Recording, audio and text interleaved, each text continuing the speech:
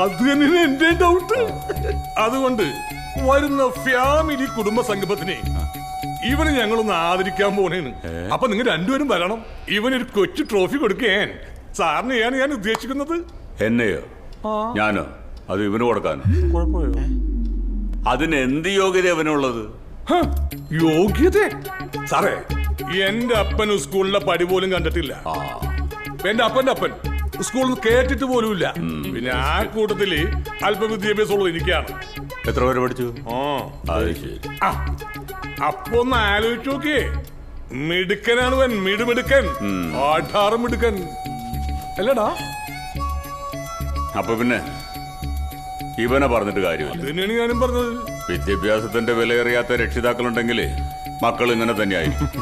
അതെ, വിദ്യാഭ്യാസത്തിന്റെ വില നമുക്ക് ഉണ്ടാക്കാൻ നിൽക്കണ്ട. ആദ്യം വേണ്ടത് പ്രായോഗിക വിദ്യാഭ്യാസമാണ്. അത് ഞങ്ങൾക്ക് വേണ്ടോളം ഉണ്ട്, ഇവനും ഉണ്ട്. നിങ്ങളുടെ പ്രായോഗിക വിദ്യാഭ്യാസം കടലിൽ പോണതല്ലേ? ഇവന്റെ അപാര ബുദ്ധി വെച്ച് ഇവനും പറ്റിയ പണി അതാണ്. ഇവനെ ഇതിലും നല്ലത് മീൻ കച്ചവടത്തിന് വിടുന്നതാണ് മിസ്റ്റർ ഡേവിഡ്.